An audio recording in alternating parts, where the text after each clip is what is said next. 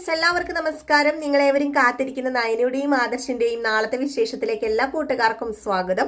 എല്ലാവർക്കും നല്ലൊരു ശുഭരാത്രിയൊക്കെ നേർന്നുകൊണ്ട് നമുക്ക് നാളത്തെ വിശേഷത്തിലേക്ക് കടക്കാം. അതിനു മുമ്പായിട്ട് ആരെങ്കിലും നമ്മുടെ ചാനൽ ആദ്യമായിട്ട് കാണുന്നുണ്ടെങ്കിൽ ഒന്ന് സബ്സ്ക്രൈബ് ചെയ്ത് വെക്കണം. അതിനോടൊപ്പം മാക്സിമം എല്ലാവരും ഒരു ലൈക്ക് അടിച്ചിട്ട്, ഇഷ്ടപ്പെടുവാണെങ്കിൽ ഒരു ലൈക്ക് അടിച്ചിട്ട് വീഡിയോ കാണാൻ വേണ്ടി ശ്രദ്ധിക്കണേ. അപ്പൊ നമുക്ക് നേരെ വിശേഷത്തിലേക്ക് തന്നെ കടക്കാം. അങ്ങനെ നിങ്ങൾ കണ്ടല്ലോ, നമ്മുടെ ദേവയാനി വന്നിരിക്കുകയാണ് നയനയെ കൂട്ടിക്കൊണ്ട് പോകാനായിട്ട്. പക്ഷേ നമ്മളൊന്നും വിചാരിച്ചതുപോലെയല്ല. ദേവയാനി നയനയോട് പോലും താൻ സത്യം അറിഞ്ഞു എന്ന് പറയുന്നില്ല. ഏതായാലും നയനേനെ അവിടെ നിന്ന് കൂട്ടിക്കൊണ്ട് പോകുന്നത് ആദർശ് മോന് വിഷമമാകും. അവൻ ഉറക്കമില്ല. ഏതൊരമ്മയ്ക്കും മകൻ തന്നെയാണ് ഏറ്റവും കൂടുതൽ പ്രാധാന്യം. അത് മക്കൾ ഏതുമായിക്കോട്ടെ, ഏതൊരമ്മയും അതാണ് ആഗ്രഹിക്കുന്നത്. അതുകൊണ്ട് എൻ്റെ മകന്റെ സങ്കടം കാണാൻ എനിക്ക് പറ്റില്ല, അതുകൊണ്ട് നീ വരണം എന്ന് മാത്രമാണ് നമ്മുടെ നയനയോട് പറഞ്ഞിരിക്കുന്നത്. നയനയാണ് തനിക്ക് കരള് തന്നത് എന്നറിഞ്ഞിട്ടും നയനയോട് പോലും ആ ഒരു സത്യം പറയുന്നില്ല. താൻ ഇത് അറിഞ്ഞു എന്ന് പറയുന്നില്ല. കാരണമുണ്ട്. നമ്മുടെ ദേവയാനിനെ ഇത്രയും നാൾ വിട്ട് വട്ടം കറക്കിയല്ലോ. അപ്പൊ ഇനി ദേവയാനിക്കും കുറച്ച് വട്ടം കറക്കണ്ടേ? അപ്പൊ ഏതായാലും നാളത്തെ പ്രധാനപ്പെട്ട സീൻ എന്ന് പറയുന്നത് അത് തന്നെയാണ്. നമ്മുടെ ദേവയാനി നയനയുമായി വീട്ടിലേക്ക് പോവുകയാണ്. അങ്ങനെ പെട്ടെന്ന് തന്നെ കനകദുർഗയും ഗോവിന്ദനും നന്ദുവൊക്കെ ആകെപ്പാടെ ഞെട്ടിയിരിക്കുകയാണ്. കാരണം കേറി ചെല്ലുന്ന ഉടനെ തന്നെ ഒരു ഫൈറ്റ് പ്രതീക്ഷിച്ചതാ. അപ്പൊ നമ്മുടെ ദേവയാനി വെളിയിലേക്ക് ഇറങ്ങി വന്നു. ദേവയാനി വെളിയിലേക്ക് ഇറങ്ങി വന്നിട്ട് നമ്മുടെ നയനയോട് ഒരുങ്ങാൻ പറഞ്ഞല്ലോ. എന്നിട്ട് ദേവയാനി വെളിയിലേക്ക് ഇറങ്ങി വന്നിട്ട്, ഞാൻ നയനയെ കൂട്ടിക്കൊണ്ട് പോകാനാണ് വന്നത്, ഞാൻ അവളെ കൂട്ടിക്കൊണ്ട് പോകുകയാണെന്ന് പറഞ്ഞപ്പോഴത്തേക്കും പെട്ടെന്ന് ഗോവിന്ദനും കനകദുർഗയും ഞെട്ടി കേട്ടോ. അപ്പൊ അവരുടെ ഈ മുഖഭാവങ്ങളൊക്കെ ശ്രദ്ധിക്കുന്നുണ്ട് നമ്മുടെ ദേവയാനി. അപ്പം ദേവയാനി പറഞ്ഞു, വേറെ ഒന്നും കൊണ്ടുമല്ല ഞാൻ അവളെ കൂട്ടിക്കൊണ്ട് പോകാൻ വന്നത്. ഞാൻ അവളെ മരുമകളായിട്ട് അംഗീകരിച്ചോ അല്ലെങ്കിൽ എനിക്ക് അവളോട് സ്നേഹം മൂത്തിട്ട് ഞാൻ കൊണ്ടുപോകുന്നൊന്നുമല്ല. എൻ്റെ മകന്റെ കണ്ണുനീര് എനിക്ക് കാണാൻ പറ്റില്ല. എൻ്റെ മകനെ ഞാൻ 10 മാസം ചുമന്ന് പ്രസവിച്ചതാ. അവൻ ഏതു നേരവും ഇവളെക്കുറിച്ച് ഓർത്തും സങ്കടപ്പെട്ടും കരഞ്ഞും തീർക്കാനുള്ളതല്ല അവന്റെ ജീവിതം. അവന്റെ ജീവിതമേ സന്തോഷം ആകാനുള്ളത്. അവന്റെ ജീവിതം സന്തോഷിക്കുന്ന എനിക്ക് കാണേണ്ടത്. അതുകൊണ്ട് മാത്രമാണ് ഞാൻ ഇപ്പൊ ഇവളെ ഇവിടെ നിന്ന് കൊണ്ടുപോകുന്നത്. അല്ലാതെ എനിക്ക് ഇവളോടൊരു സ്നേഹവും ഇല്ല, ഒരു മണ്ണാങ്കട്ടയില്ല, ഒരു കോപ്പും ഇല്ല എന്ന് ദേവയാനി പറയുന്നുണ്ട്. എന്നിട്ട് ദേവയാനി മനസ്സിൽ ഇങ്ങനെ വിചാരിക്കുക, എൻ്റെ ഈശ്വരൻ, ഞാൻ എന്തു മഹാപാപമാണ് ഈ ചെയ്യുന്നത്. എനിക്ക് കരള് തന്നെ എന്റെ ജീവന് തുല്യം സ്നേഹിക്കുന്ന മരുമകളെയും അവളുടെ കുടുംബത്തെയും അപമാനിക്കുന്ന രീതിയിലാണ് ഞാൻ പെരുമാറുന്നത്. എന്നോട് പൊറുക്കണേ എൻ്റെ ഈശ്വര എന്നൊക്കെ പ്രാർത്ഥിച്ചുകൊണ്ടാണ് നമ്മുടെ ദേവയാനി ഇതൊക്കെ പറയുന്നത് കേട്ടോ. ഏതായാലും നയന ബാഗൊക്കെ ആയിട്ട് ഇറങ്ങി വരികയാണ്. ഇങ്ങനെ ബാഗൊക്കെ ആയിട്ട് ഇറങ്ങി വന്നു. അപ്പോഴേക്കും നമ്മുടെ ഗോവിന്ദൻ പറയുന്നുണ്ട്, എൻ്റെ മോൾക്ക് ഒരു കുറവും അവിടെ ഉണ്ടാവരുത് എന്ന് ഞാൻ പറയുന്നില്ല. കാരണം എത്ര കുറവ് വന്നാലും എൻ്റെ മകൾ അവിടെ പിടിച്ചു നിൽക്കും. അവളുടെ ഭർത്താവിനെ കരുതിയും അവളുടെ അമ്മായിയമ്മേനെ കരുതിയൊക്കെ പിടിച്ചു നിൽക്കുമെന്ന് പറയുമ്പം അവളുടെ മഹാത്മ്യം കേൾക്കാനൊന്നും എനിക്കിപ്പോൾ സമയമില്ല. അവളുടെ മഹാത്മ്യം വേണ്ടുവോളം അവിടെയുള്ള കുറച്ച് പേര് പറയുന്നുണ്ട്. ഇനി ഇവിടെ ഉള്ള നിങ്ങളും കൂടെ പറഞ്ഞ് എനിക്ക് കേൾക്കാൻ തീരെ സമയമില്ല, താല്പര്യമില്ല. അതുകൊണ്ട് ഞാനൊരു കാര്യം ചെയ്യുക, ഞാൻ ഇവളെ കൊണ്ടുപോകും, എനിക്കിപ്പോൾ അത്ര മാത്രമേ പറയാനുള്ളൂ എന്നും പറഞ്ഞാണ് ആ വീട്ടിൽ നിന്ന് നമ്മുടെ നയനയും കൂട്ടിക്കൊണ്ട് ഇറങ്ങുന്നത്. കനകദുർഗയും ഗോവിന്ദനും നന്ദുവും വല്ലാത്ത സന്തോഷത്തിലാണ്. എങ്കിലും നമ്മുടെ കനക പറയുന്നുണ്ട് കേട്ടോ. കനകദുർഗ എന്ന് ഞാൻ പറയുന്നത് ചിലവർക്ക് ഇഷ്ടപ്പെടുന്നില്ല, സോറി കേട്ടോ. അപ്പം നമ്മുടെ കനക പറയുന്നുണ്ട്, എങ്ങനെയായി തീരുന്നറിയില്ല, നമ്മുടെ മോളെ വിളിച്ചോണ്ട് പോകുന്നുണ്ട്. എങ്കിൽ പോലും മരുമകളായിട്ട് അംഗീകരിച്ചല്ലല്ലോ, ഈ കാഴ്ച കാണാനല്ലല്ലോ നമ്മൾ ഇരുന്നത്. മരുമകളായിട്ട് അംഗീകരിച്ച് ദേവയാനി സ്നേഹത്തോടു കൂടി വിളിച്ചോണ്ട് പോകുന്ന കാഴ്ച കാണാനല്ലേ ഗോവിന്ദേട്ട നമ്മൾ ഇരുന്നതെന്ന് പറഞ്ഞപ്പം, കനകയെ നീ വിഷമിക്കൊന്നും വേണ്ട. അവളെ സ്നേഹിക്കുന്ന ഒരു ഭർത്താവുണ്ടല്ലോ, ജീവന തുല്യം സ്നേഹിക്കുന്ന ഒരു ഭർത്താവുണ്ട്. അതുപോലെ ഭർത്താവിന്റെ മുത്തച്ഛനും ഭർത്താവിന്റെ അച്ഛനും ഇളയച്ഛനും ഒക്കെ ഉണ്ട്. പിന്നെ നമ്മുടെ അനിയൊക്കെ ഉണ്ടല്ലോ. അപ്പൊ പിന്നെ എന്തിനാ പേടിക്കുന്നത്? എങ്ങനെ പേടിക്കാതിരിക്കും? അവരൊക്കെ സ്നേഹിക്കുന്നുണ്ട് നയനമോളെ. പക്ഷെ അതുപോലെ തന്നെ ശത്രുക്കളും മറുഭാഗത്തുണ്ട്. അത് നമ്മൾ മറക്കരുത് എന്നൊക്കെ ഇങ്ങനെ പറയണം. അപ്പോഴത്തേക്കും നന്ദു പറയുന്നുണ്ട്, ഇനി അനാമിക എന്തെങ്കിലും ചെയ്യാനായിട്ട്, എൻ്റെ ചേച്ചിനെ എന്തെങ്കിലും ചെയ്തു എന്നറിഞ്ഞാൽ ഞാൻ ഇനി അവളെ വെച്ചേക്കില്ല, അവളെ ഞാൻ കൊന്നു കളയുള്ളൂ എന്ന് പറഞ്ഞു കേട്ടോ നന്ദു. എന്നിട്ട് നന്ദു അകത്ത് കയറി പോവാ. ഏതായാലും പിന്നെ കാണിക്കുന്ന സീനെന്ന് പറഞ്ഞിട്ടുണ്ടെങ്കിൽ നമ്മുടെ ജലജയും അതുപോലെ ജാനകിയാണ്. അങ്ങനെ ജാനകിയും ജലജയും അത് വേറൊന്നുമല്ല പറയുന്നത്, നമ്മുടെ അനാമികനെ കൊണ്ടുവരാൻ പോയിരിക്കുകയാണല്ലോ.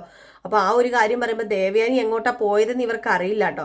അപ്പം ജലജ പറയുന്നുണ്ടല്ല, ഈ ഏടത്തി എങ്ങോട്ടാ ഈ തന്നെ പറയാതെയും ചോദിക്കാതെയും പറയാതെയൊക്കെ പോകുന്നത്? ഈ ഒരു അവസ്ഥയിൽ ഏടത്തിക്ക് പോകാൻ പറ്റില്ല എന്നറിയാം. പക്ഷെ ഏടത്തിക്ക് ഒരു സമാധാനമില്ല. കരള് കൊടുത്തത് ആരാണെന്ന് അറിയാതെ ഏടത്തി അടങ്ങിയിരിക്കുന്നു തോന്നുന്നില്ല എന്ന് നമ്മുടെ ജലജ പറയുമ്പോൾ ജാനകി പറയുന്നുണ്ട്, പിന്നെ അത് ഏടത്തിയുടെ അവകാശമാണല്ലോ, ഏടത്തിക്ക് അറിയണമല്ലോ. അപ്പൊ അതുകൊണ്ടാണല്ലോ ഇവരെല്ലാവരും എന്തുകൊണ്ടാണ് ഇത് മറച്ചു വെക്കുന്നതെന്ന് എനിക്ക് മനസ്സിലാവുന്നില്ല. ഏതായാലും ഇനിയിപ്പം ആദർശ് മോൻ പറയുന്നത് പോലെ നയനെ കൂട്ടിക്കൊണ്ടുവരാന് ഈ ജന്മം തയ്യാറാവില്ല ഏടത്തിക്ക് ഒരിക്കലും അതിനോട് താല്പര്യമില്ല. അറിയാലോ, ഏടത്തിയുടെ ഏറ്റവും വലിയ ശത്രു തന്നെയാണ് നയന. അപ്പൊ പിന്നെ നയനെ ഇങ്ങോട്ട് കൂട്ടിക്കൊണ്ട് വരില്ല, ഒരു കാരണവശാലും കൂട്ടിക്കൊണ്ട് വരില്ല. അതിന് പകരം എന്റെ മകളെയല്ലേ കൂട്ടിക്കൊണ്ട് വരേണ്ടത്, എന്റെ മരുമകളെയല്ലേ കൂട്ടിക്കൊണ്ട് വരേണ്ടത്. എന്റെ അനി പോയിട്ടുണ്ട്, അവിടെ ചെന്ന് കഴിയുമ്പോഴത്തേക്കും ഇനി എന്താവും എന്നറിയില്ല. ആത്മാഭിമാനമൊക്കെ കൂടുതലുള്ള കൂട്ടത്തിലാ അനാമികയുടെ അച്ഛനും അമ്മയും. ആ കനകേനെ ഗോവിന്ദനെ പോലെ ഒന്നും അല്ല.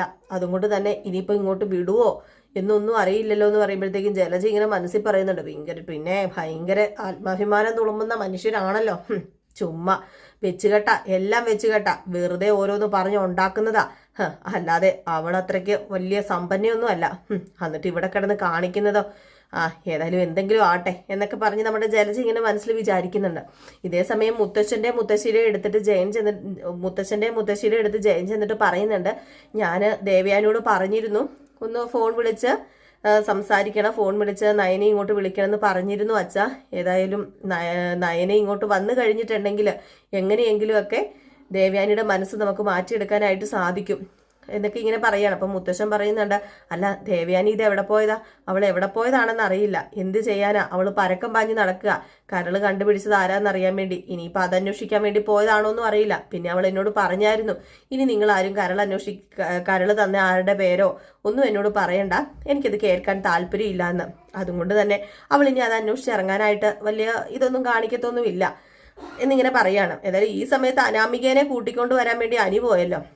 അങ്ങനെ അനാമികേനെ കൂട്ടിക്കൊണ്ട് അനി ഇങ്ങോട്ട് വരാൻ തുടങ്ങുമ്പോഴത്തേക്കും നമ്മുടെ വേണു പറയുന്നുണ്ട്, ദേ ഒരു കാര്യം പറഞ്ഞേക്കാം, എൻ്റെ കൊച്ചിന് ഞാൻ അങ്ങോട്ട് പറഞ്ഞു വിടുന്നുണ്ട്, കണ്ട പെണ്ണുങ്ങളുടെ പേരും പറഞ്ഞ് അവൾക്കിട്ട് അടിക്കാനോ അവളെ എടുത്ത് പെരുമാറാനോ ഒന്നും ഞാൻ സമ്മതിക്കത്തില്ല.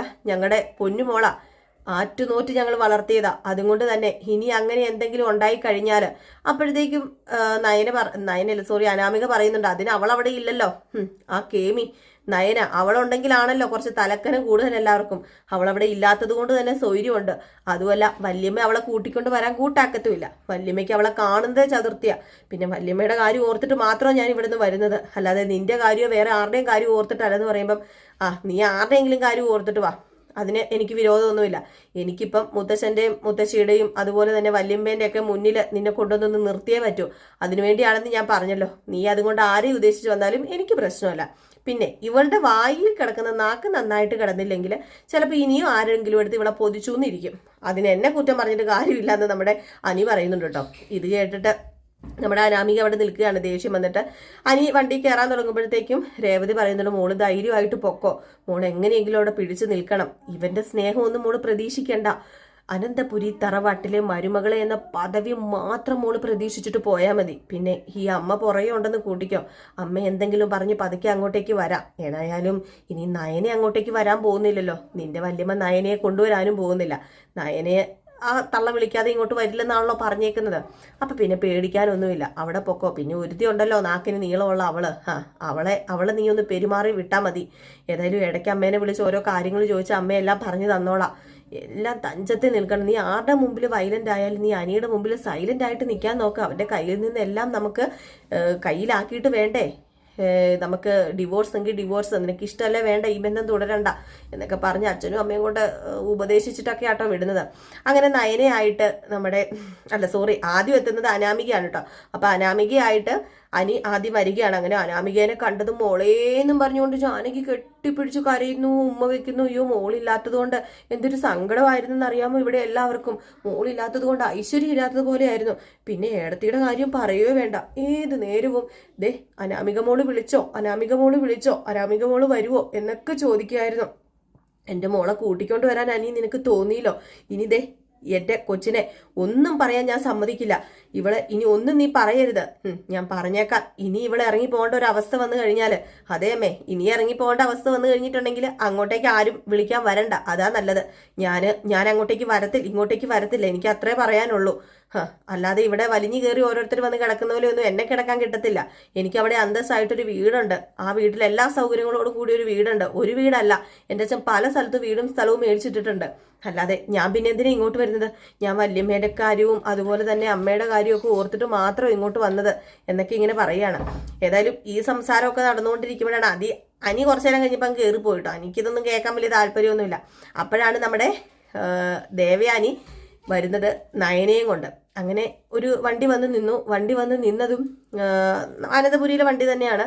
ദേവയാനി ഇറങ്ങി പെട്ടെന്ന് വല്യമ്മ വന്നല്ലോ എന്ന് പറഞ്ഞുകൊണ്ട് ഭയങ്കര സന്തോഷത്തോടു കൂടി കുറച്ച് അഭിനയിച്ചേക്കാം, വല്യമ്മയുടെ അടുത്ത് പോയി കെട്ടിപ്പിടിച്ച് അഭിനയിച്ചേക്കാം എന്നൊക്കെ പറഞ്ഞുകൊണ്ടാണ് അനാമിക മനസ്സിൽ ഇങ്ങനെ തറപ്പിച്ച് നിൽക്കുന്നത്.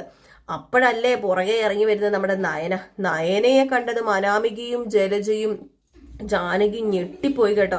ഇവർക്ക് മനസ്സിലാകുന്നില്ല എന്താ സംഭവം എന്ന്. പെട്ടെന്ന് ദേഷ്യം വന്നിങ്ങനെ നിൽക്കുകയാണ്. അങ്ങനെ നമ്മുടെ നയനെ അവിടെ നിന്ന് കഴിഞ്ഞപ്പോഴത്തേക്കും ദേവയാനി പറഞ്ഞു, നീ കയറി വരാൻ പറഞ്ഞു. അങ്ങനെ നമ്മുടെ നയന കയറി വന്നു. പെട്ടെന്ന് ഓടി ചെന്നിട്ട് ജാനകി ചോദിച്ചു, അല്ലേ ഏടത്തി ഇതെന്താ കാണിച്ചത്? അപ്പൊ ഏടത്തി പോയത് ഇവിടെ വിളിക്കാനായിരുന്നോ എന്ന് ചോദിച്ചപ്പം അതെ, ഞാൻ നയനയെ കൊണ്ടുവരാൻ പോയതായിരുന്നു എന്നിങ്ങനെ പറഞ്ഞു. അപ്പോഴത്തേക്കും പെട്ടെന്ന് അവിടെ അനാമിക നിൽപ്പുണ്ടല്ലോ. അപ്പൊ അനാമികയൊന്നും മൈൻഡ് ഒന്നും ചെയ്യുന്നില്ല കേട്ടോ. നേരെ നയനയെ കൊണ്ടുപോവുകയാണ് അകത്തേക്ക് കയറ്റിക്കൊണ്ട്. ജലജ ആണെങ്കിൽ ഇതെന്താപ്പാ ഇങ്ങനെ എന്ന മട്ടിൽ ജലജ നിൽക്കുന്നു. ജലജ ചോദിച്ചു, ഏടത്തി അവിടെ നിൽക്കേ, ഏടത്തി എന്താ ഈ കാണിക്കുന്നത്? ഈ നച്ചൂർണത്തെ വിളിക്കാനാണോ ഏടത്തി പോയതെന്ന് ചോദിച്ചു. വായിൽ നല്ല പെരുത്ത ഭാഷയാണ് കയറി വരുന്നത് കേട്ടോ നമ്മുടെ ദേവയാനിക്ക്. പക്ഷെ ദേവയാനി എല്ലാം കടിച്ചമർത്തി നിൽക്കുകയാണ്. ഏതായാലും ഈ ഒരു സീനൊക്കെ കാണിച്ചാണ് നാളത്തെ വിശേഷം അവസാനിക്കുന്നത്. അപ്പൊ എല്ലാവരും കാത്തിരിക്കുക. അടിപൊളി വിശേഷങ്ങളൊക്കെ തന്നെയാണ് നമ്മൾ ഇനി അങ്ങോട്ട് കാണാനിരിക്കുന്നത് കേട്ടോ. അപ്പൊ നമ്മൾ എന്നും രാവിലെ കറക്റ്റ് 7:30 ആകുമ്പോൾ ഫുൾ വിശേഷം ഇടും. ഡയലോഗ് സഹിതമാണ് ഇടുന്നത്. എന്നും രാവിലെ 7:30 ഫുൾ വിശേഷം നമ്മുടെ ചാനലിൽ നമ്മൾ ഇടുന്നുണ്ട്. അതുപോലെ രേവതിയുടെയും സച്ചിയുടെയും ഫുൾ വിശേഷവും നമ്മൾ രാവിലെ 6:53 ഇടുന്നുണ്ട്. പിന്നെ നമുക്ക് വേറൊരു ചാനലുണ്ട്, അതിൽ നമ്മൾ അപ്കമിങ് വിശേഷം ഇടുന്നുണ്ട് കേട്ടോ. നമ്മുടെ ഈ കഥയുടെ തന്നെ അപ്കമിങ് വിശേഷം റിയൽ സ്റ്റോറി, ഈ കഥയുടെ പേരും കൂടി ഒന്ന് അടിച്ചു കൊടുക്കുകയാണെങ്കിൽ നിങ്ങൾക്ക് ആ വിശേഷവും കയറി കാണാം. അപ്കമിങ് വിശേഷമാണ് കേട്ടോ. അപ്പൊ ഇനി വരാനിരിക്കുന്ന വിശേഷങ്ങളാണ് ഇടുന്നത്. അപ്പൊ എല്ലാവർക്കും വീണ്ടും നല്ലൊരു ശുഭരാത്രി നേർന്നുകൊണ്ട് നിർത്തുന്നു. Tata, bye bye.